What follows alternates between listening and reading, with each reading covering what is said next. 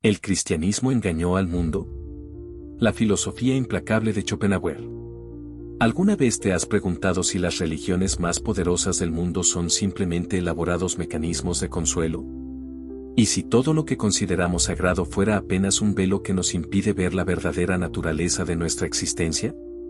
El filósofo alemán Arthur Schopenhauer, nacido en 1788 en Danzig, no tuvo reparos en plantear estas preguntas incómodas. Mientras Europa celebraba el triunfo del cristianismo y la civilización occidental, este pensador solitario se atrevió a desafiar los fundamentos mismos de la fe cristiana con una mirada penetrante y despiadada. ¿Qué vio Schopenhauer que tantos otros filósofos parecían ignorar? ¿Por qué este hombre, conocido por su temperamento irascible y su vida de aislamiento deliberado, desató una de las críticas más devastadoras contra la religión dominante de Occidente? Schopenhauer creció en un mundo donde el cristianismo era incuestionable. Hijo de un próspero comerciante y una escritora intelectual, recibió una educación privilegiada que le permitió sumergirse en los clásicos. Pero mientras sus contemporáneos románticos buscaban reconciliar fe y razón, Schopenhauer tomó un camino radicalmente diferente. ¿Te has preguntado alguna vez por qué existe tanto sufrimiento en un mundo supuestamente creado por un Dios amoroso? Este fue el punto de partida de Schopenhauer. Mientras la teología cristiana ofrecía elaboradas explicaciones sobre la caída del hombre y el misterio divino, nuestro filósofo propuso una respuesta mucho más simple y perturbadora. El sufrimiento existe porque la esencia misma del universo es una fuerza ciega, insaciable e irracional que él llamó voluntad. ¿Y si nuestra existencia no tuviera propósito alguno? ¿Y si no hubiera plan divino, ni salvación, ni justicia cósmica? ¿Qué quedaría entonces del cristianismo y su promesa de redención? En esta exploración filosófica nos sumergiremos en el abismo del pensamiento schopenhaueriano. Veremos cómo su visión de un universo impulsado por una voluntad ciega y voraz choca frontalmente con la narrativa cristiana. Examinaremos por qué consideraba al budismo superior al cristianismo, y cómo encontraba más verdad en la renuncia que en la promesa de vida eterna. ¿Estás preparado para cuestionar tus creencias más fundamentales? Para explorar la posibilidad de que la religión que ha dado forma a la civilización occidental sea, como sugirió Schopenhauer, un elaborado engaño?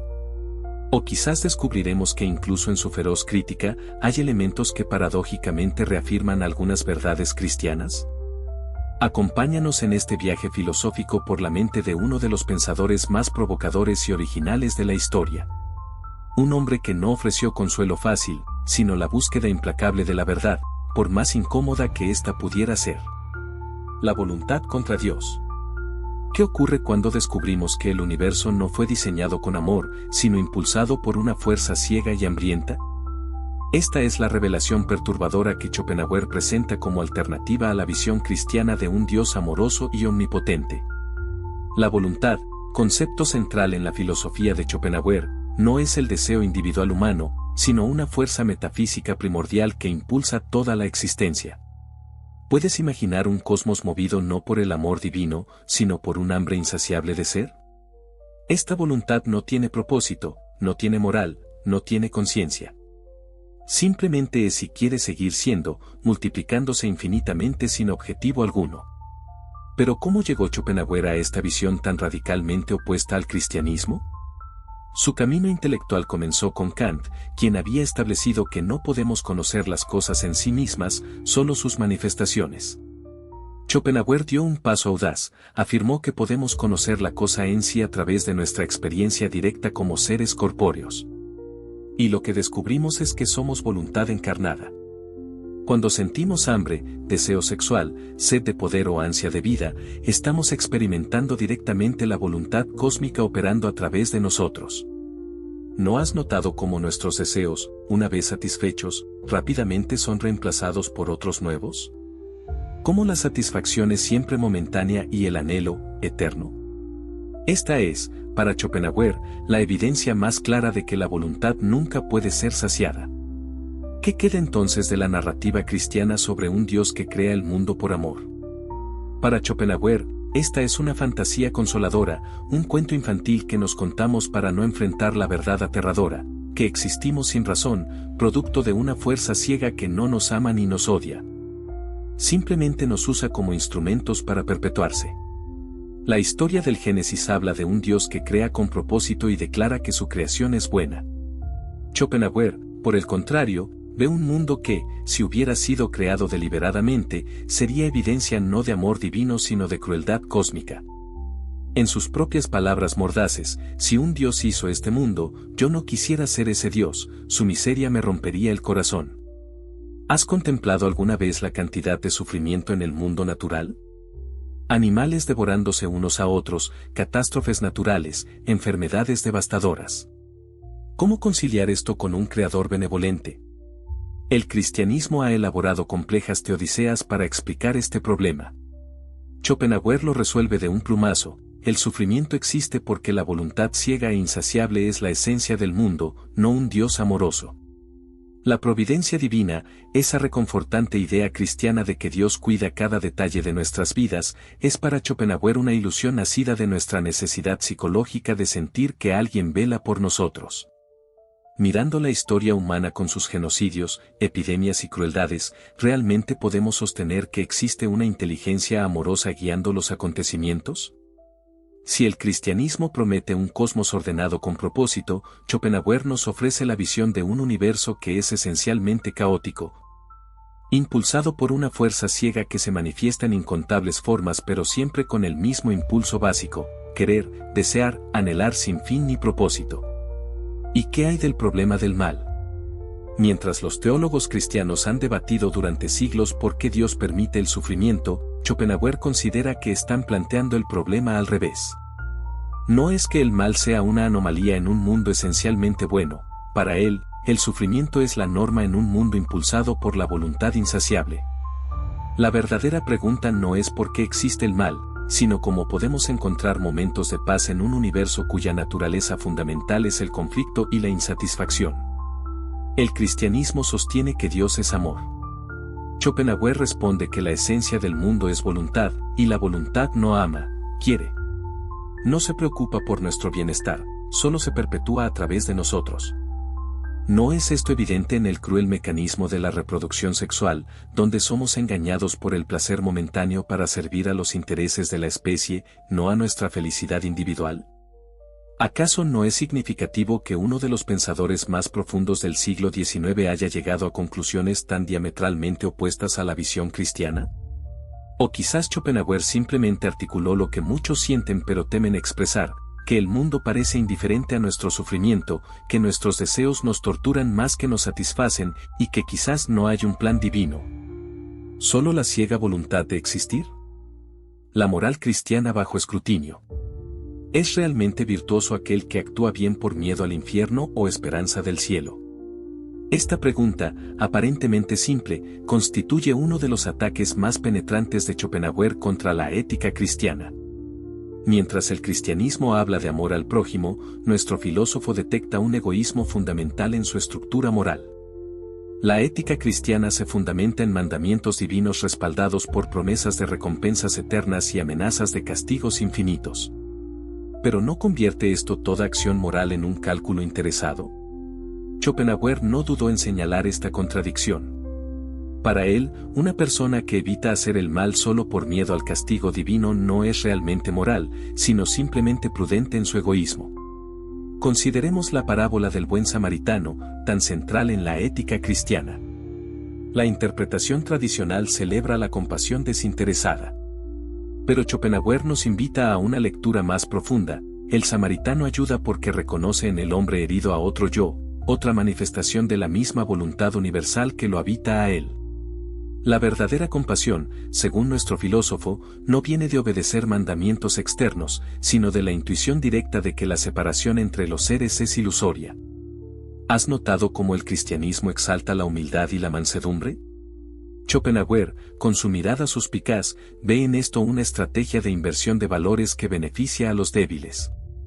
Influenciado por Nietzsche, aunque cronológicamente fue Nietzsche quien se inspiró en él, sugiere que el cristianismo elevó virtudes como la humildad y la compasión no porque sean inherentemente superiores, sino porque eran útiles para una religión que comenzó entre los oprimidos.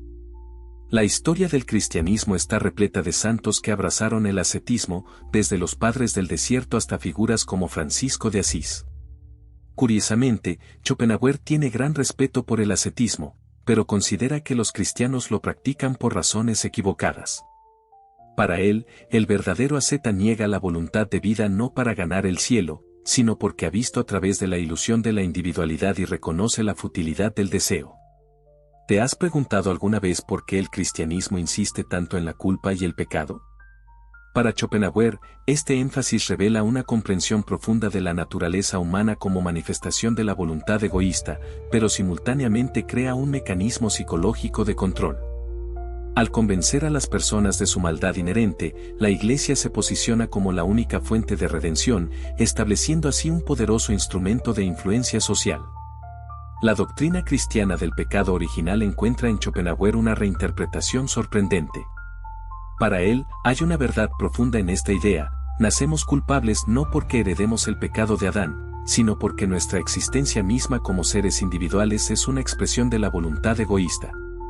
Existir como individuo separado es ya afirmar la voluntad de vida, y por tanto perpetuar el ciclo de deseo y sufrimiento. ¿Pero qué alternativa ofrece Schopenhauer a la moral cristiana?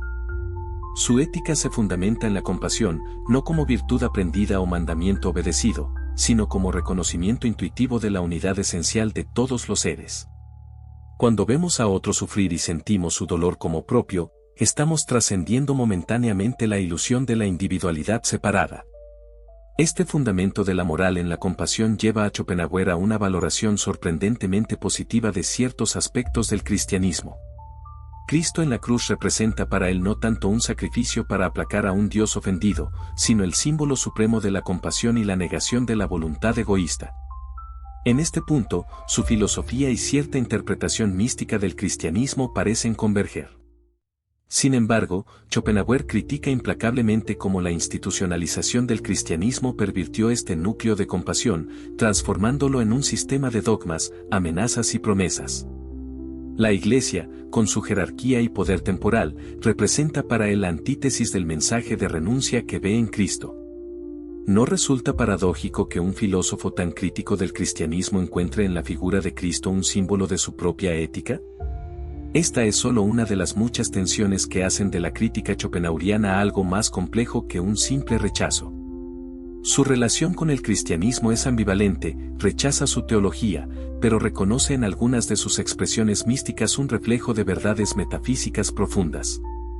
La relación entre justicia y misericordia, tan central en la teología cristiana, adquiere en Schopenhauer una dimensión completamente distinta. Para él, la verdadera justicia no viene de un Dios que recompensa o castiga, sino del reconocimiento de que el verdugo y la víctima, en un nivel metafísico profundo, son uno. La compasión no es una virtud sobreañadida a la justicia, sino su fundamento mismo. ¿Y qué hay de la esperanza cristiana en un mundo futuro donde toda lágrima será enjugada? Schopenhauer considera esta promesa escatológica como un consuelo ilusorio que nos distrae de la única liberación posible, la negación de la voluntad aquí y ahora. Para él, el cielo cristiano, con sus placeres purificados pero eternos, no sería más que la perpetuación del deseo, no su trascendencia. La crítica a la teología cristiana. ¿Es posible que Dios sea simplemente una proyección de nuestros deseos y temores? Mientras el cristianismo afirma la existencia de un Dios personal que interviene en la historia humana, Schopenhauer desarrolla una de las críticas más demoledoras a esta concepción teológica. Para comprender la profundidad de su crítica, debemos situarnos en el contexto intelectual de la Alemania del siglo XIX. El idealismo alemán, con figuras como Hegel, había intentado reconciliar la fe cristiana con el pensamiento filosófico moderno. Schopenhauer, por el contrario, vio en estos intentos una capitulación de la razón ante los dogmas tradicionales. La idea misma de un Dios personal es, para Schopenhauer, una contradicción en términos. Si la esencia del universo es la voluntad impersonal, entonces atribuirle características humanas como inteligencia, bondad o propósito es un antropomorfismo injustificable. ¿No resulta sospechoso que este supuesto Dios siempre refleje los valores y preocupaciones de las culturas que lo conciben? El argumento clásico de la existencia de Dios basado en el diseño del universo encuentra en Schopenhauer un crítico implacable. ¿realmente el mundo muestra señales de diseño inteligente? Para nuestro filósofo, lo que vemos es más bien el resultado de una fuerza ciega que se manifiesta en innumerables formas, muchas de ellas monstruosas o inútilmente crueles. La naturaleza no revela un diseñador sabio, sino la operación de la voluntad que se afirma a sí misma sin propósito ni plan. ¿Has reflexionado sobre la paradoja de la omnipotencia divina frente al problema del mal? Para Schopenhauer, este antiguo dilema teológico es simplemente insoluble dentro del marco cristiano. Si Dios es todopoderoso y benevolente, ¿por qué permite el sufrimiento? Las respuestas tradicionales, que el mal es necesario para el libre albedrío, o que será compensado en una vida futura, le parecen a nuestro filósofo meros ejercicios de autoengaño. La teodicea cristiana, ese intento de justificar los caminos de Dios ante el problema del mal, representa para Schopenhauer el punto más débil de toda la teología. En su visión, el sufrimiento no necesita justificación metafísica porque es simplemente la consecuencia natural de un universo impulsado por la voluntad insaciable. No hay misterio teológico que resolver, solo la cruda realidad que enfrentar. Los milagros, tan centrales en la narrativa cristiana, son para Schopenhauer lógicamente imposibles. Si la voluntad se manifiesta en las leyes de la naturaleza, entonces nada puede contradecirlas. Los relatos de milagros son, desde su perspectiva, o bien fraudes deliberados, o interpretaciones mistificadas de eventos naturales, o simplemente leyendas que reflejan la necesidad humana de creer en la intervención divina. ¿Y qué hay de la revelación? La idea cristiana de que Dios se comunica con los humanos a través de textos sagrados es, para Schopenhauer, insostenible. Todos los textos religiosos muestran claramente ser productos de su tiempo y cultura, reflejando los prejuicios, ignorancia y preocupaciones de sus autores humanos. La Biblia no es excepción, para nuestro filósofo, es un documento histórico valioso pero totalmente humano en su origen. La doctrina de la Trinidad, ese misterio central de la teología cristiana, es vista por Schopenhauer como un ejemplo perfecto de cómo el pensamiento religioso crea contradicciones insolubles y luego las eleva a la categoría de misterios sagrados. Para él, la afirmación de que Dios es simultáneamente uno y tres no es un misterio profundo sino simplemente un sinsentido lógico. ¿Te has preguntado por qué el cristianismo insiste tanto en la historicidad de sus relatos? Para Schopenhauer, esta insistencia revela una debilidad fundamental. Mientras las religiones orientales como el budismo se basan en experiencias humanas universales, como el sufrimiento, el cristianismo depende de eventos históricos supuestamente únicos, como la crucifixión. Esto lo hace vulnerable a la crítica histórica y limita su relevancia universal. La cristología, esa rama de la teología que estudia la naturaleza de Cristo, es para Schopenhauer un laberinto de contradicciones. La idea de un ser que es simultáneamente plenamente divino y plenamente humano le parece una formulación que viola el principio lógico de no contradicción. ¿Cómo puede un ser tener simultáneamente atributos que se excluyen mutuamente? Sin embargo, y aquí encontramos otra de las fascinantes ambivalencias de Schopenhauer, ve en la figura de Cristo algo profundamente significativo, el símbolo supremo de la negación de la voluntad. El Cristo que sufre en la cruz representa para él no tanto un sacrificio redentor en sentido teológico, sino el ejemplo más elevado de la renuncia al egoísmo y la afirmación de la compasión universal. La escatología cristiana, con su visión de un juicio final y una nueva creación, es para Schopenhauer otra fantasía consoladora. ¿Por qué la historia necesitaría una culminación o resolución? En su visión, la voluntad no tiene objetivo ni finalidad, simplemente es y continuará siendo. La idea de un fin de los tiempos y una resolución de todas las contradicciones le parece una proyección de nuestro deseo humano de narrativas con principio, desarrollo y conclusión. ¿Cómo explica entonces Schopenhauer el surgimiento y la persistencia de las ideas teológicas? Para él, la religión en general, y el cristianismo en particular, surgen de la necesidad humana de consuelo ante el sufrimiento y la muerte. No es la verdad lo que hace poderosa a una religión, sino su capacidad para satisfacer necesidades psicológicas profundas. Esta explicación psicológica de la religión anticipa en muchos aspectos las teorías de Freud y Nietzsche. Para Schopenhauer, las doctrinas teológicas son racionalizaciones elaboradas de deseos y temores básicos, el deseo de inmortalidad, el miedo a la muerte, la necesidad de sentir que el universo se preocupa por nosotros. La esperanza de que el sufrimiento tenga sentido. ¿Significa esto que Schopenhauer rechaza toda dimensión espiritual? En absoluto. Para él, existe una verdad metafísica profunda, pero no es la que proclama la teología cristiana. La verdad última es que más allá de las apariencias, todos somos manifestaciones de la misma voluntad universal. El misticismo que intuye esta unidad fundamental está más cerca de la verdad que la teología dogmática con sus elaboradas construcciones conceptuales. Más allá del bien y del mal cristianos. ¿Es posible que las nociones cristianas de bien y mal sean simplemente construcciones arbitrarias que nos alejan de una comprensión más profunda de la realidad?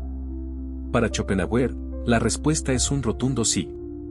En un universo gobernado por la voluntad ciega e irracional, las categorías morales absolutas son insostenibles. La moral cristiana, con su clara distinción entre acciones buenas y malas, virtuosas y pecaminosas, presupone un orden divino que Schopenhauer rechaza categóricamente. ¿Acaso no resulta sospechoso que lo que las religiones consideran bueno coincida tan perfectamente con los intereses de aquellos que las promueven? Para nuestro filósofo, esta coincidencia no es accidental. Schopenhauer estudió detalladamente la historia de las religiones y observó cómo las concepciones morales cambiaban según la época y la cultura. Los antiguos griegos celebraban virtudes como el coraje y la excelencia individual, los judíos enfatizaban la obediencia a la ley divina, los cristianos primitivos exaltaban la humildad y la mansedumbre. ¿No sugiere esta diversidad que las morales religiosas son producto de circunstancias históricas específicas, no verdades eternas reveladas? La moralidad, en la visión de Schopenhauer, no puede fundamentarse en mandamientos divinos ni en promesas de recompensas futuras. Tales fundamentos hacen de la ética un mero cálculo egoísta: hago el bien para ganar el cielo, evito el mal para escapar del infierno. ¿Puede considerarse realmente virtuosa una persona que actúa bien solo por miedo al castigo divino? El origen de la moral auténtica está, para Schopenhauer, en la compasión natural que surge cuando reconocemos nuestra unidad esencial con todos los seres. Esta compasión no requiere de revelación divina ni de mandamientos escritos en tablas de piedra. ¿No has sentido alguna vez, de manera espontánea e inmediata, el dolor de otro ser como si fuera tuyo propio? Esa experiencia, argumenta nuestro filósofo, es más fundamental que cualquier código moral aprendido. El cristianismo, con su énfasis en el pecado original y la corrupción inherente de la naturaleza humana, establece una visión profundamente pesimista de la humanidad que, paradójicamente, Schopenhauer comparte. ¿Pero de dónde proviene realmente esta maldad humana? Para él, no es consecuencia de una desobediencia primordial a Dios, sino simplemente la expresión de la voluntad egoísta que constituye nuestra esencia más íntima. La doctrina cristiana del libre albedrío resulta especialmente problemática para Schopenhauer. Si somos manifestaciones de la voluntad universal, ¿cómo podríamos actuar de manera verdaderamente libre? Nuestro carácter, argumenta, está determinado por la particular objetivación de la voluntad que somos, y nuestras acciones fluyen necesariamente de ese carácter en respuesta a los motivos que se nos presentan. ¿Has notado cómo las personas, a pesar de sus mejores intenciones y resoluciones morales, tienden a repetir los mismos patrones de comportamiento? Para Schopenhauer, esto evidencia que el carácter es fundamentalmente inmutable. La idea cristiana de una transformación radical del corazón mediante la gracia divina le parece, por tanto, una ilusión consoladora pero falsa. Si el carácter es inmutable, ¿qué sentido tiene la idea cristiana de arrepentimiento y conversión? Para nuestro filósofo, el verdadero cambio no consiste en transformar el carácter individual, sino en alcanzar un conocimiento que nos permita ver a través de la ilusión de la individualidad. No nos convertimos en mejores personas, más bien, trascendemos la persona que somos. La ética cristiana se centra en acciones externas y motivaciones internas juzgadas según su conformidad con mandamientos divinos. Schopenhauer, en cambio, considera que lo verdaderamente significativo es el grado en que una persona ha trascendido su individualidad egoísta. Los santos cristianos que renunciaron a todos sus deseos personales estaban, sin saberlo, negando la voluntad de vida que Schopenhauer identifica como la raíz del sufrimiento. ¿Te has preguntado alguna vez por qué las religiones tienden a glorificar el sufrimiento? El cristianismo, con su énfasis en la cruz y el martirio, parece encontrar un valor redentor en el dolor. Schopenhauer, desde una perspectiva muy diferente, también ve en el sufrimiento un potencial liberador, nos muestra la futilidad de buscar satisfacción duradera en un mundo impulsado por la insaciable voluntad. El más allá del bien y del mal de Schopenhauer no debe confundirse con un rechazo de toda ética. Por el contrario, su filosofía conduce a una moral basada en la compasión universal, no en reglas arbitrarias o recompensas prometidas. ¿No es más noble ayudar a otros porque reconocemos en ellos a otro yo, que hacerlo para ganar puntos con una deidad vigilante? La ética sexual cristiana, con su énfasis en la castidad y su condena del placer carnal, encuentra en Schopenhauer un crítico que, sorprendentemente, comparte algunas de sus conclusiones aunque por razones radicalmente diferentes. Para él, el impulso sexual es la manifestación más clara y poderosa de la voluntad de vida, y su renuncia representa el rechazo más directo de esa voluntad. Los ascetas cristianos estaban, sin saberlo, negando la misma fuerza metafísica que Schopenhauer identificó como la raíz del sufrimiento. ¿Qué queda entonces de la moral cristiana en la filosofía de Schopenhauer? Despojada de su teología y sus promesas de recompensas ultraterrenas, ciertos aspectos del cristianismo, especialmente su valoración de la compasión y su reconocimiento de la universalidad del sufrimiento, parecen anticipar intuiciones que Schopenhauer desarrollaría filosóficamente. ¿No resulta fascinante que un pensador tan crítico del cristianismo termine, por caminos muy diferentes, llegando a conclusiones éticas que en algunos aspectos se asemejan a las cristianas? La ilusión de la inmortalidad. ¿Qué hay después de la muerte? Pocas preguntas han obsesionado tanto a la humanidad y pocas promesas han sido tan centrales para el cristianismo como la de la vida eterna. Schopenhauer, con su mirada implacable, disecciona esta esperanza fundamental y nos ofrece una visión radicalmente distinta de lo que significa trascender la muerte. La promesa cristiana es clara: quienes creen en Cristo vivirán eternamente en cuerpo y alma, reunidos con sus seres queridos en la presencia de Dios. Esta visión de inmortalidad personal ha consolado a millones a lo largo de 2 milenios. Pero, ¿qué pasaría si esta promesa fuera no solo falsa sino fundamentalmente mal concebida? Para comprender la crítica de Schopenhauer, debemos recordar su distinción kantiana entre el mundo como representación, fenómeno, y el mundo como voluntad, cosa en sí. Nuestra individualidad pertenece al mundo fenoménico, al reino de la representación. Es, por tanto, temporal y destinada a disolverse. ¿No es evidente que todo lo que tiene un principio debe tener un final? La muerte, para Schopenhauer, no es un pasaje a otra vida individual, sino la disolución de la ilusión de la individualidad. Lo que somos esencialmente, voluntad, no muere porque nunca nació, existe fuera del tiempo. Pero nuestra conciencia individual, nuestros recuerdos, nuestras relaciones, todo lo que consideramos yo, se desvanece como una ola que regresa al océano. ¿Te resulta aterradora esta perspectiva? Para muchos, ciertamente lo es. La promesa cristiana de inmortalidad personal responde precisamente a este terror. Pero Schopenhauer nos invita a considerar si nuestro apego a la existencia individual no es simplemente otra manifestación de la voluntad ciega aferrándose a la vida. ¿No podría haber una liberación en aceptar nuestra finitud? Schopenhauer estudió intensamente las filosofías orientales y encontró en el budismo y el hinduismo visiones de la muerte mucho más afines a la suya. Estas tradiciones no prometen la preservación eterna del ego, sino su trascendencia. ¿No es significativo que civilizaciones enteras hayan encontrado consuelo en la idea de la disolución del yo, más que en su preservación eterna? El cristianismo presenta la muerte como un enemigo vencido por Cristo, cuya resurrección garantiza la nuestra. Schopenhauer invierte esta valoración: la muerte no es un mal a ser vencido, sino potencialmente una liberación del ciclo interminable de deseo y sufrimiento que constituye la vida.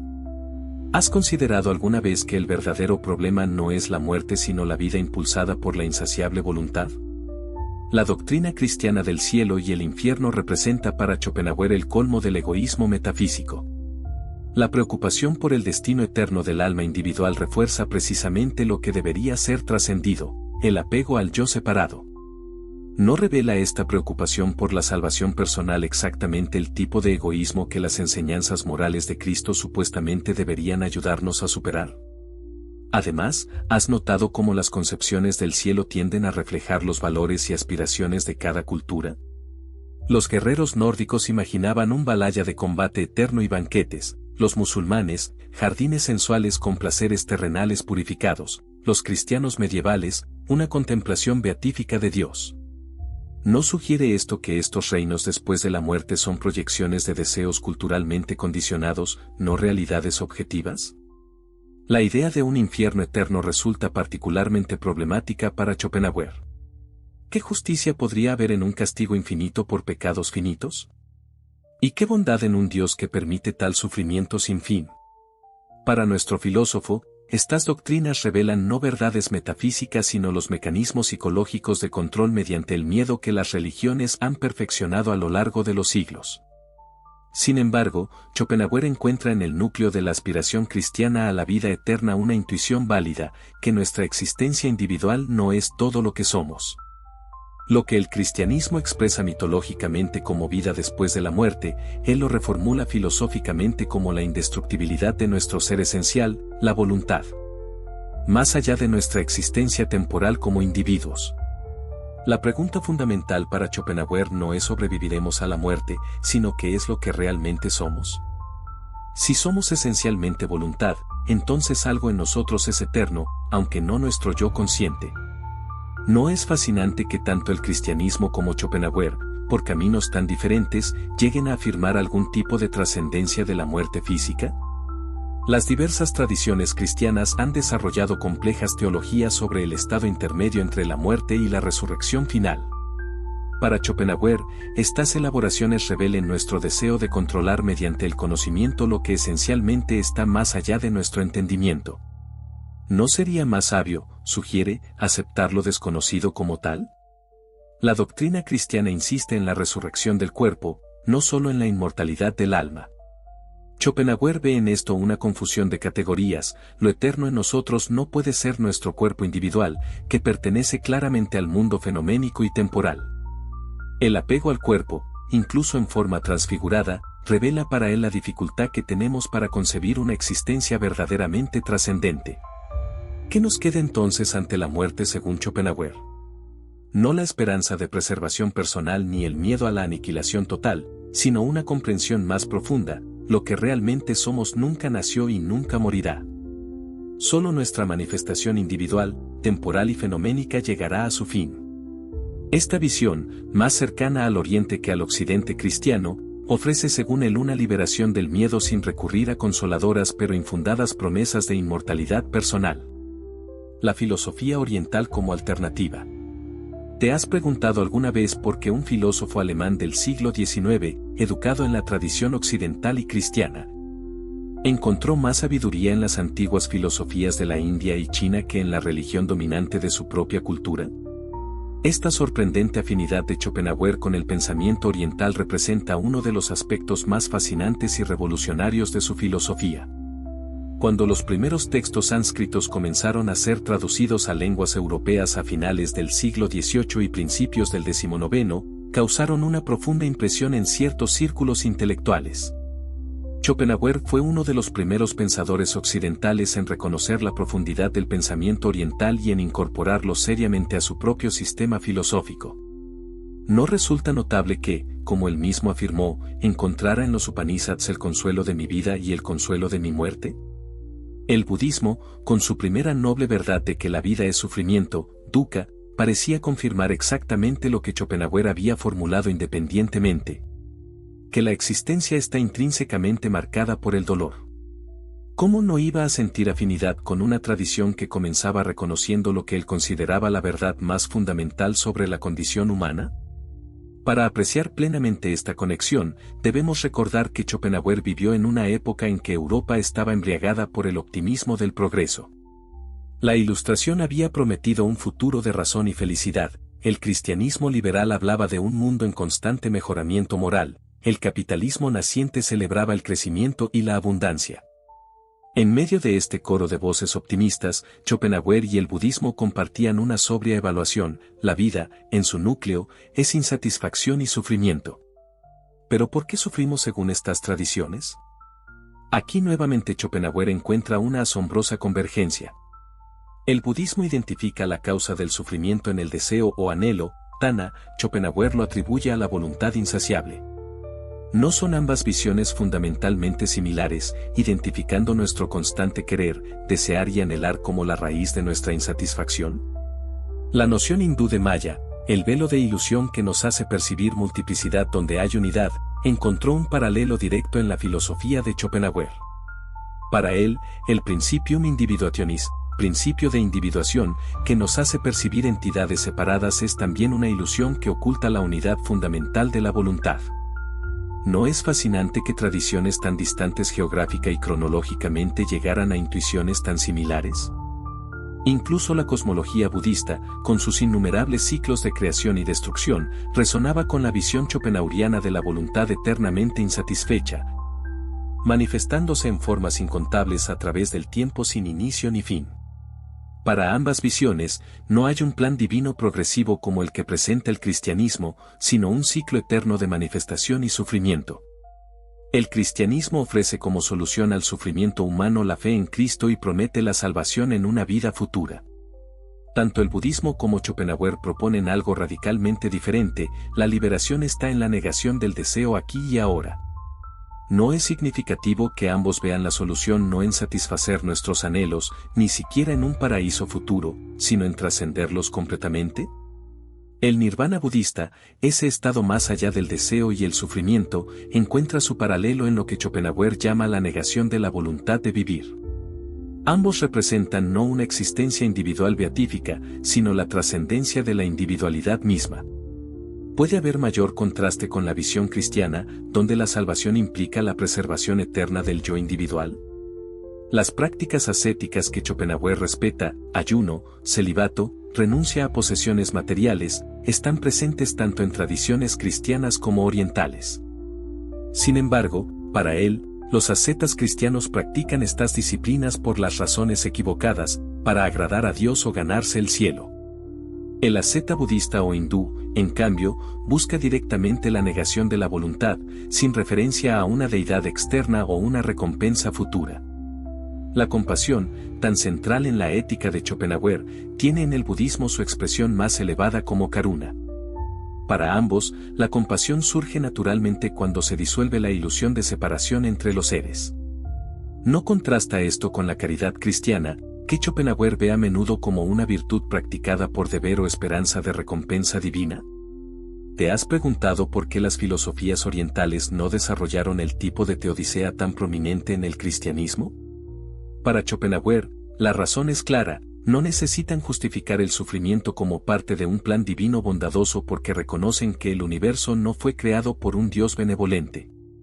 El sufrimiento no es un problema a explicar, sino simplemente la naturaleza de la existencia a reconocer. El concepto de karma, la ley de causa y efecto moral, recibe una interpretación única en Schopenhauer. Para él, representa la unidad metafísica de todos los seres: el que daña a otro se daña a sí mismo porque en un nivel profundo, todos somos manifestaciones de la misma voluntad.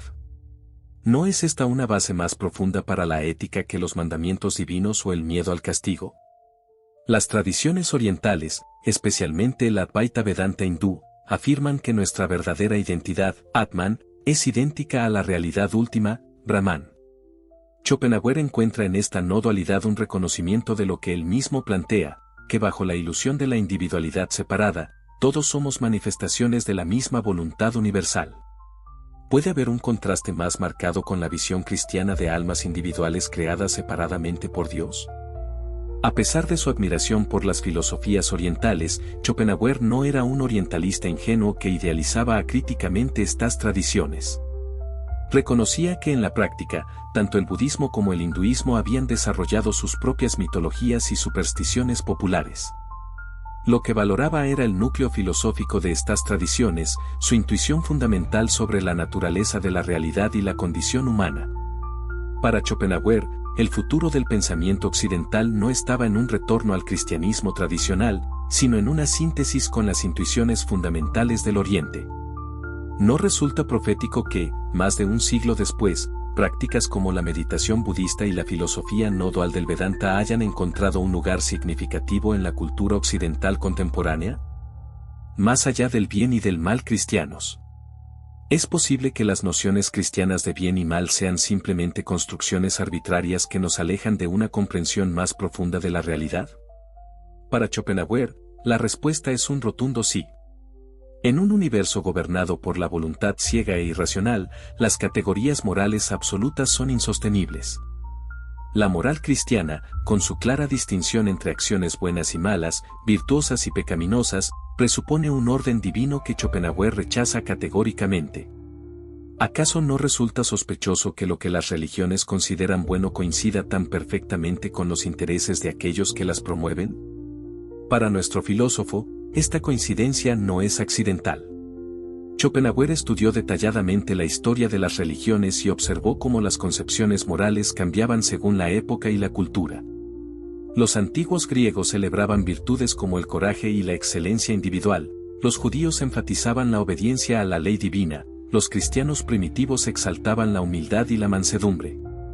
¿No sugiere esta diversidad que las morales religiosas son producto de circunstancias históricas específicas, no verdades eternas reveladas? La moralidad, en la visión de Schopenhauer, no puede fundamentarse en mandamientos divinos ni en promesas de recompensas futuras. Tales fundamentos hacen de la ética un mero cálculo egoísta: hago el bien para ganar el cielo, evito el mal para escapar del infierno. ¿Puede considerarse realmente virtuosa una persona que actúa bien solo por miedo al castigo divino? El origen de la moral auténtica está, para Schopenhauer, en la compasión natural que surge cuando reconocemos nuestra unidad esencial con todos los seres. Esta compasión no requiere de revelación divina ni de mandamientos escritos en tablas de piedra. ¿No has sentido alguna vez, de manera espontánea e inmediata, el dolor de otro ser como si fuera tuyo propio? Esa experiencia, argumenta nuestro filósofo, es más fundamental que cualquier código moral aprendido. El cristianismo, con su énfasis en el pecado original y la corrupción inherente de la naturaleza humana, establece una visión profundamente pesimista de la humanidad que, paradójicamente, Schopenhauer comparte. ¿Pero de dónde proviene realmente esta maldad humana? Para él, no es consecuencia de una desobediencia primordial a Dios, sino simplemente la expresión de la voluntad egoísta que constituye nuestra esencia más íntima. La doctrina cristiana del libre albedrío resulta especialmente problemática para Schopenhauer. Si somos manifestaciones de la voluntad universal, ¿cómo podríamos actuar de manera verdaderamente libre? Nuestro carácter, argumenta, está determinado por la particular objetivación de la voluntad que somos, y nuestras acciones fluyen necesariamente de ese carácter en respuesta a los motivos que se nos presentan. ¿Has notado cómo las personas, a pesar de sus mejores intenciones y resoluciones morales, tienden a repetir los mismos patrones de comportamiento? Para Schopenhauer, esto evidencia que el carácter es fundamentalmente inmutable. La idea cristiana de una transformación radical del corazón mediante la gracia divina le parece, por tanto, una ilusión consoladora pero falsa. Si el carácter es inmutable, ¿qué sentido tiene la idea cristiana de arrepentimiento y conversión? Para nuestro filósofo, el verdadero cambio no consiste en transformar el carácter individual, sino en alcanzar un conocimiento que nos permita ver a través de la ilusión de la individualidad. No nos convertimos en mejores personas, más bien, trascendemos la persona que somos. La ética cristiana se centra en acciones externas y motivaciones internas juzgadas según su conformidad con mandamientos divinos. Schopenhauer, en cambio, considera que lo verdaderamente significativo es el grado en que una persona ha trascendido su individualidad egoísta. Los santos cristianos que renunciaron a todos sus deseos personales estaban, sin saberlo, negando la voluntad de vida que Schopenhauer identifica como la raíz del sufrimiento. ¿Te has preguntado alguna vez por qué las religiones tienden a glorificar el sufrimiento? El cristianismo, con su énfasis en la cruz y el martirio, parece encontrar un valor redentor en el dolor. Schopenhauer, desde una perspectiva muy diferente, también ve en el sufrimiento un potencial liberador, nos muestra la futilidad de buscar satisfacción duradera en un mundo impulsado por la insaciable voluntad. El más allá del bien y del mal de Schopenhauer no debe confundirse con un rechazo de toda ética. Por el contrario, su filosofía conduce a una moral basada en la compasión universal, no en reglas arbitrarias o recompensas prometidas. ¿No es más noble ayudar a otros porque reconocemos en ellos a otro yo, que hacerlo para ganar puntos con una deidad vigilante? La ética sexual cristiana, con su énfasis en la castidad y su condena del placer carnal, encuentra en Schopenhauer un crítico que, sorprendentemente, comparte algunas de sus conclusiones aunque por razones radicalmente diferentes. Para él, el impulso sexual es la manifestación más clara y poderosa de la voluntad de vida, y su renuncia representa el rechazo más directo de esa voluntad. Los ascetas cristianos estaban, sin saberlo, negando la misma fuerza metafísica que Schopenhauer identificó como la raíz del sufrimiento. ¿Qué queda entonces de la moral cristiana en la filosofía de Schopenhauer? Despojada de su teología y sus promesas de recompensas ultraterrenas, ciertos aspectos del cristianismo, especialmente su valoración de la compasión y su reconocimiento de la universalidad del sufrimiento, parecen anticipar intuiciones que Schopenhauer desarrollaría filosóficamente. ¿No resulta fascinante que un pensador tan crítico del cristianismo termine, por caminos muy diferentes, llegando a conclusiones éticas que en algunos aspectos se asemejan a las cristianas? La ilusión de la inmortalidad. ¿Qué hay después de la muerte? Pocas preguntas han obsesionado tanto a la humanidad y pocas promesas han sido tan centrales para el cristianismo como la de la vida eterna. Schopenhauer, con su mirada implacable, disecciona esta esperanza fundamental y nos ofrece una visión radicalmente distinta de lo que significa trascender la muerte. La promesa cristiana es clara: quienes creen en Cristo vivirán eternamente en cuerpo y alma, reunidos con sus seres queridos en la presencia de Dios. Esta visión de inmortalidad personal ha consolado a millones a lo largo de 2 milenios. Pero, ¿qué pasaría si esta promesa fuera no solo falsa sino fundamentalmente mal concebida? Para comprender la crítica de Schopenhauer, debemos recordar su distinción kantiana entre el mundo como representación, fenómeno, y el mundo como voluntad, cosa en sí. Nuestra individualidad pertenece al mundo fenoménico, al reino de la representación. Es, por tanto, temporal y destinada a disolverse. ¿No es evidente que todo lo que tiene un principio debe tener un final? La muerte, para Schopenhauer, no es un pasaje a otra vida individual, sino la disolución de la ilusión de la individualidad. Lo que somos esencialmente, voluntad, no muere porque nunca nació, existe fuera del tiempo. Pero nuestra conciencia individual, nuestros recuerdos, nuestras relaciones, todo lo que consideramos yo, se desvanece como una ola que regresa al océano. ¿Te resulta aterradora esta perspectiva? Para muchos, ciertamente lo es. La promesa cristiana de inmortalidad personal responde precisamente a este terror. Pero Schopenhauer nos invita a considerar si nuestro apego a la existencia individual no es simplemente otra manifestación de la voluntad ciega aferrándose a la vida. ¿No podría haber una liberación en aceptar nuestra finitud? Schopenhauer estudió intensamente las filosofías orientales y encontró en el budismo y el hinduismo visiones de la muerte mucho más afines a la suya. Estas tradiciones no prometen la preservación eterna del ego, sino su trascendencia. ¿No es significativo que civilizaciones enteras hayan encontrado consuelo en la idea de la disolución del yo, más que en su preservación eterna? El cristianismo presenta la muerte como un enemigo vencido por Cristo, cuya resurrección garantiza la nuestra.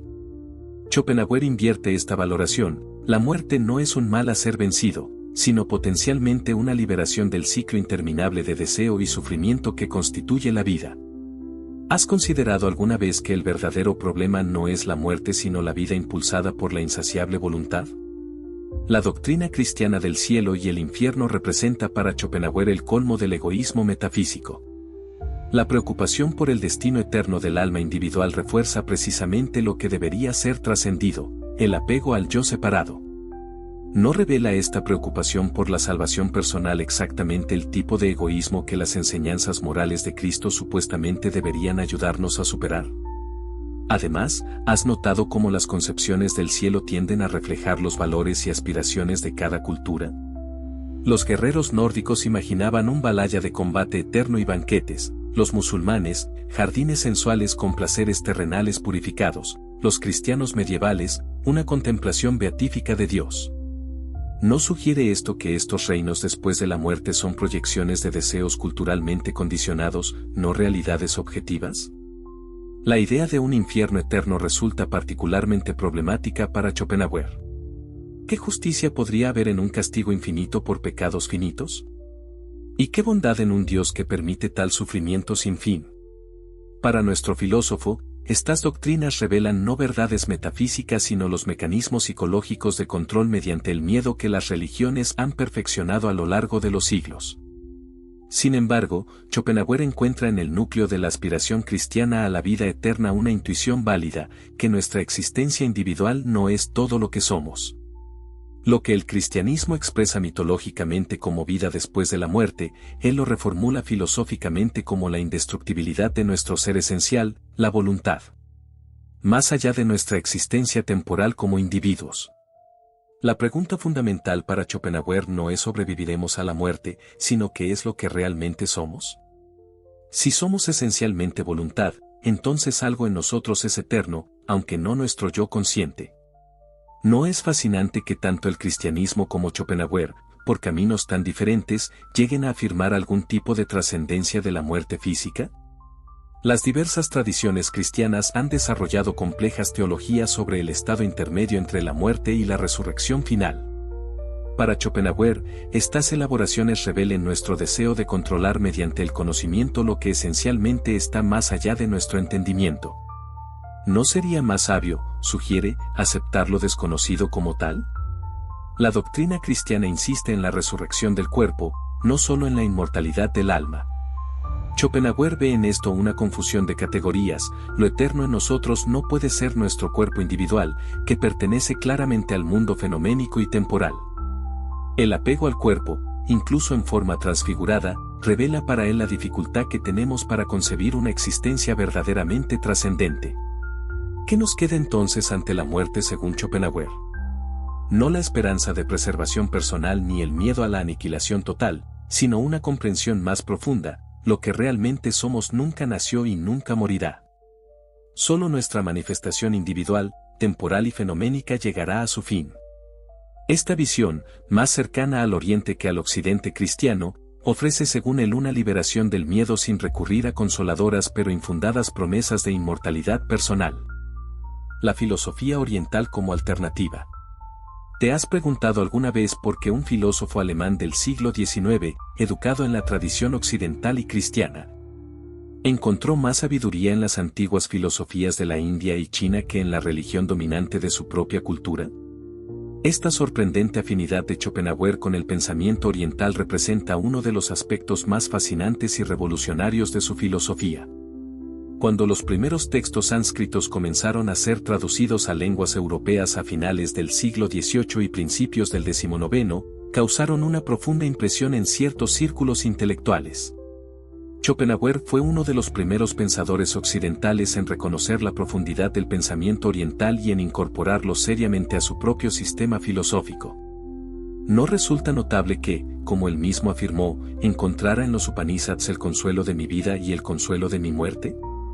El budismo, con su primera noble verdad de que la vida es sufrimiento, dukkha, parecía confirmar exactamente lo que Schopenhauer había formulado independientemente: que la existencia está intrínsecamente marcada por el dolor. ¿Cómo no iba a sentir afinidad con una tradición que comenzaba reconociendo lo que él consideraba la verdad más fundamental sobre la condición humana?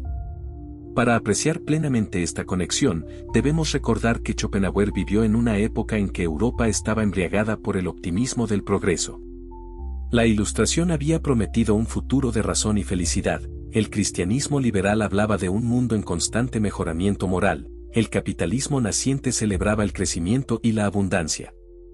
En medio de este coro de voces optimistas, Schopenhauer y el budismo compartían una sobria evaluación: la vida, en su núcleo, es insatisfacción y sufrimiento. ¿Pero por qué sufrimos según estas tradiciones? Aquí nuevamente Schopenhauer encuentra una asombrosa convergencia. El budismo identifica la causa del sufrimiento en el deseo o anhelo, tanha. Schopenhauer lo atribuye a la voluntad insaciable. ¿No son ambas visiones fundamentalmente similares, identificando nuestro constante querer, desear y anhelar como la raíz de nuestra insatisfacción? La noción hindú de Maya, el velo de ilusión que nos hace percibir multiplicidad donde hay unidad, encontró un paralelo directo en la filosofía de Schopenhauer. Para él, el principium individuationis, principio de individuación, que nos hace percibir entidades separadas es también una ilusión que oculta la unidad fundamental de la voluntad. ¿No es fascinante que tradiciones tan distantes geográfica y cronológicamente llegaran a intuiciones tan similares? Incluso la cosmología budista, con sus innumerables ciclos de creación y destrucción, resonaba con la visión schopenhaueriana de la voluntad eternamente insatisfecha, manifestándose en formas incontables a través del tiempo sin inicio ni fin. Para ambas visiones, no hay un plan divino progresivo como el que presenta el cristianismo, sino un ciclo eterno de manifestación y sufrimiento. El cristianismo ofrece como solución al sufrimiento humano la fe en Cristo y promete la salvación en una vida futura. Tanto el budismo como Schopenhauer proponen algo radicalmente diferente: la liberación está en la negación del deseo aquí y ahora. ¿No es significativo que ambos vean la solución no en satisfacer nuestros anhelos, ni siquiera en un paraíso futuro, sino en trascenderlos completamente? El nirvana budista, ese estado más allá del deseo y el sufrimiento, encuentra su paralelo en lo que Schopenhauer llama la negación de la voluntad de vivir. Ambos representan no una existencia individual beatífica, sino la trascendencia de la individualidad misma. ¿Puede haber mayor contraste con la visión cristiana, donde la salvación implica la preservación eterna del yo individual? Las prácticas ascéticas que Schopenhauer respeta, ayuno, celibato, renuncia a posesiones materiales, están presentes tanto en tradiciones cristianas como orientales. Sin embargo, para él, los ascetas cristianos practican estas disciplinas por las razones equivocadas, para agradar a Dios o ganarse el cielo. El asceta budista o hindú, en cambio, busca directamente la negación de la voluntad, sin referencia a una deidad externa o una recompensa futura. La compasión, tan central en la ética de Schopenhauer, tiene en el budismo su expresión más elevada como karuna. Para ambos, la compasión surge naturalmente cuando se disuelve la ilusión de separación entre los seres. ¿No contrasta esto con la caridad cristiana, que Schopenhauer ve a menudo como una virtud practicada por deber o esperanza de recompensa divina? ¿Te has preguntado por qué las filosofías orientales no desarrollaron el tipo de teodicea tan prominente en el cristianismo? Para Schopenhauer, la razón es clara: no necesitan justificar el sufrimiento como parte de un plan divino bondadoso porque reconocen que el universo no fue creado por un Dios benevolente. El sufrimiento no es un problema a explicar, sino simplemente la naturaleza de la existencia a reconocer. El concepto de karma, la ley de causa y efecto moral, recibe una interpretación única en Schopenhauer. Para él, representa la unidad metafísica de todos los seres: el que daña a otro se daña a sí mismo porque en un nivel profundo, todos somos manifestaciones de la misma voluntad. ¿No es esta una base más profunda para la ética que los mandamientos divinos o el miedo al castigo?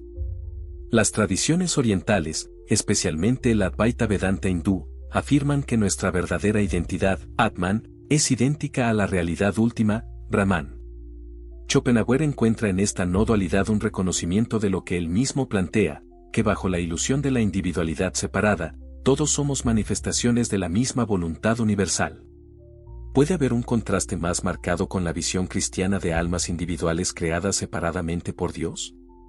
A pesar de su admiración por las filosofías orientales, Schopenhauer no era un orientalista ingenuo que idealizaba acríticamente estas tradiciones. Reconocía que en la práctica, tanto el budismo como el hinduismo habían desarrollado sus propias mitologías y supersticiones populares. Lo que valoraba era el núcleo filosófico de estas tradiciones, su intuición fundamental sobre la naturaleza de la realidad y la condición humana.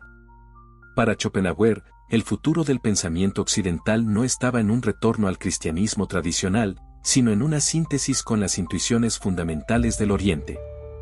¿No resulta profético que, más de un siglo después, prácticas como la meditación budista y la filosofía no dual del Vedanta hayan encontrado un lugar significativo en la cultura occidental contemporánea? Las raíces históricas del cristianismo. ¿Alguna vez te has preguntado si el cristianismo es realmente una revelación divina o simplemente el producto de circunstancias históricas específicas? Schopenhauer no dudaba en afirmar lo segundo. Para él, el cristianismo no era más que la fusión del monoteísmo judío con elementos del pensamiento griego, una construcción cultural humana y no una verdad eterna como pretende ser. ¿No resulta revelador observar cómo los dogmas cristianos han evolucionado a lo largo de los siglos? Concilios, debates teológicos, cismas y reformas. ¿Sería necesaria tanta elaboración y reinterpretación humana si se tratara verdaderamente de una verdad divina revelada? Schopenhauer consideraba esta evolución doctrinal como la prueba más contundente de su origen humano. Una verdad divina, argumentaba, debería presentarse completa y perfecta desde el principio, no requerir siglos de ajustes y reformulaciones. ¿Y no es fascinante considerar las condiciones históricas que permitieron el florecimiento del cristianismo? El filósofo alemán sostenía que esta religión prosperó precisamente porque respondía a las necesidades psicológicas específicas de una civilización en declive. El Imperio Romano tardío, con su creciente pesimismo e inseguridad, proporcionó el terreno perfecto para una religión que prometía salvación de un mundo cada vez más caótico. ¿No es esta una explicación más plausible que la intervención divina? Las promesas de justicia eterna y compensación ultraterrena resultaban especialmente atractivas para las clases oprimidas y los esclavos que constituían la mayoría de la población. ¿No es sospechoso que una religión que exalta el sufrimiento y promete recompensas después de la muerte surgiera precisamente en un contexto de profunda desigualdad social? Para Schopenhauer, este hecho no era casualidad, sino evidencia del carácter consolador e ilusorio del cristianismo. ¿Y qué hay de la asimilación de tradiciones paganas preexistentes? La fecha de la Navidad coincidiendo convenientemente con las festividades solares romanas, los santos católicos reemplazando a las deidades locales, los rituales adaptados de prácticas anteriores. ¿No sugiere todo esto una religión que se expandió más por adaptación estratégica que por revelación divina? Schopenhauer predijo audazmente que con el avance del conocimiento científico y filosófico, el cristianismo eventualmente perdería su influencia. Para él, el futuro pertenecía a una filosofía capaz de enfrentar la realidad sin los consuelos ilusorios de la religión, una filosofía que acepta el mundo tal como es, sin necesidad de mitos redentores. ¿No estamos presenciando precisamente esta transformación en las sociedades occidentales contemporáneas? El arte como alternativa superior a la religión. ¿Has experimentado alguna vez ese momento sublime frente a una gran obra de arte, donde el tiempo parece detenerse y las preocupaciones cotidianas se desvanecen? Para Schopenhauer, estos momentos no son triviales sino profundamente reveladores. Mientras el cristianismo promete trascendencia a través de la fe en Dios, Schopenhauer encontraba una trascendencia más auténtica y directa en la contemplación estética. En la experiencia de la gran arte, sostenía el filósofo, logramos trascender momentáneamente la tiranía de la voluntad y vislumbramos el mundo más allá del velo de la individualidad. ¿No es esta una experiencia más inmediata y verificable que las promesas religiosas sobre realidades que nadie ha visto? Entre todas las artes, la música ocupaba para Schopenhauer un lugar privilegiado. ¿No te ha conmovido alguna vez una pieza musical hasta las lágrimas, sin poder explicar racionalmente por qué? Para el filósofo alemán, esto ocurre porque la música no es simplemente una arte entre otras, sino una revelación directa de la voluntad, más profunda que cualquier texto sagrado. Mientras la Biblia ofrece alegorías y narrativas, la música nos conecta directamente con la realidad metafísica subyacente a la existencia. ¿Y no es significativo que la experiencia musical trascienda culturas, épocas y creencias? Una sinfonía de Beethoven puede conmover profundamente tanto a un cristiano como a un hindú, a un ateo como a un musulmán. ¿No sugiere esto que la música toca algo más universal que las doctrinas particulares de cualquier religión? Si el cristianismo coloca al santo como ideal humano, Schopenhauer frecuentemente elevaba al genio artístico. El santo niega la voluntad a través de la ascesis, el genio trasciende la voluntad a través de la creación. Ambos ofrecen vislumbres de liberación, pero ¿no hay algo más afirmativo y vital en la creación del genio que en la renuncia del santo? Mientras el cristianismo promete redención eterna en un futuro incierto, Schopenhauer encontraba momentos de redención aquí y ahora en la contemplación estética. En esos instantes, nos convertimos en puro sujeto del conocimiento, temporalmente libres de las demandas de la voluntad.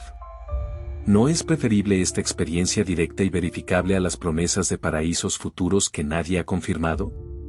La negación de la voluntad y la verdadera liberación. Para Schopenhauer, la verdadera liberación espiritual no consistía en la salvación cristiana, sino en la negación de la voluntad de vivir. ¿No resulta paradójico que la verdadera paz, según él, venga precisamente de renunciar a aquello que más ferozmente deseamos, la continuación de nuestra existencia individual? Esta negación de la voluntad no es un acto de fe en doctrinas impuestas desde fuera, sino un reconocimiento directo de la naturaleza ilusoria del mundo individual. ¿No hay mayor honestidad intelectual en reconocer la ilusión que en perpetuarla con mitos consoladores? Schopenhauer encontraba ejemplos de esta negación de la voluntad no tanto en los santos cristianos tradicionales, sino en los místicos y ascetas de diversas tradiciones. ¿No es revelador que místicos cristianos como el maestro Eckhart o Juan de la Cruz fueran frecuentemente sospechosos para la ortodoxia eclesiástica? Para Schopenhauer, esto se debía a que la mística auténtica trasciende las doctrinas particulares y toca una verdad universal que ninguna religión institucional puede contener completamente. El ascetismo genuino, según el filósofo, no busca ganarse los favores divinos ni asegurarse un lugar en el paraíso. Surge del reconocimiento intuitivo de la unidad esencial de todos los seres y de la futilidad del deseo individual. No hay mayor nobleza en un ascetismo motivado por la comprensión que en uno motivado por el miedo al castigo o la esperanza de recompensa. ¿Y qué hay de nuestra relación con la muerte? Mientras el cristianismo promete vencerla a través de la resurrección individual, Schopenhauer sugiere aceptarla como la disolución de una ilusión, la ilusión de la individualidad separada. ¿No hay una serenidad más profunda en aceptar nuestra finitud que en aferrarnos desesperadamente a la continuación eterna del ego? Para Schopenhauer, la compasión auténtica surge no de mandamientos divinos, sino del reconocimiento intuitivo de que todos somos manifestaciones de la misma voluntad universal. Cuando veo el sufrimiento del otro, en realidad veo mi propio sufrimiento. ¿No es esta una base más sólida para la ética que la obediencia a reglas reveladas o el temor a castigos ultraterrenos? El legado de Schopenhauer, entre el pesimismo y la lucidez. La filosofía de Schopenhauer nos presenta una visión del mundo sin los consuelos de la providencia divina, la inmortalidad personal o el propósito cósmico. ¿Es esta una visión desoladora o liberadora? ¿Nos roba la esperanza o nos ofrece una lucidez que, aunque dolorosa, es preferible a las ilusiones reconfortantes? ¿No hay algo profundamente honesto en reconocer que el sufrimiento no es una anomalía a ser explicada, como intenta hacer el cristianismo con sus teodiceas, sino la propia esencia de la vida, resultado inevitable de una voluntad insaciable que nunca puede ser satisfecha plenamente? La alternativa que Schopenhauer ofrece al cristianismo es ciertamente exigente, reconocer el carácter fundamentalmente trágico de la existencia. Encontrar momentos de trascendencia en el arte. Practicar la compasión genuina basada en el reconocimiento de que todos somos manifestaciones de la misma voluntad universal. Y, quizás, para algunos, buscar la negación de la propia voluntad de vivir. Pero ¿no hay una dignidad especial en enfrentar la verdad por dura que sea, en lugar de refugiarse en mitos consoladores? Schopenhauer nos desafía a cuestionar los consuelos fáciles y las narrativas reconfortantes. Nos invita a una filosofía que no promete salvación, sino claridad, no consuelo, sino comprensión. Y sí, como sugería Nietzsche, aunque en un sentido diferente al de Schopenhauer, la verdad es efectivamente algo terrible que solo los espíritus más fuertes pueden enfrentar sin refugiarse en mitos. ¿No sería entonces el cristianismo, como sugiere Schopenhauer, un síntoma de debilidad espiritual más que de fortaleza? ¿Es posible vivir sin los consuelos de la religión? ¿Podemos encontrar significado y valor en una existencia que sabemos finita, en un universo indiferente a nuestros anhelos? La filosofía de Schopenhauer nos deja con estas preguntas inquietantes, pero también nos ofrece algunas respuestas: el valor del arte como ventana a lo trascendente, la compasión como fundamento de la ética, y la serenidad que viene de aceptar nuestra condición tal como es, sin fantasías compensatorias. ¿No hay una nobleza particular en vivir lúcidamente, sin los consuelos de la religión pero con la dignidad de quien acepta su condición? Como diría el propio Schopenhauer, el cuestionamiento sincero, aunque doloroso, es el principio de toda sabiduría verdadera. Y quizás, en última instancia, la verdad desnuda, por incómoda que sea, es preferible al más dulce de los engaños. ¿Estamos preparados para seguir a Schopenhauer en esta aventura intelectual que nos lleva más allá del bien y del mal cristianos, hacia una visión del mundo sin dioses consoladores ni promesas de redención? La pregunta queda abierta para cada uno de nosotros, y la respuesta que demos definirá no solo nuestra visión filosófica, sino nuestra relación con la existencia misma.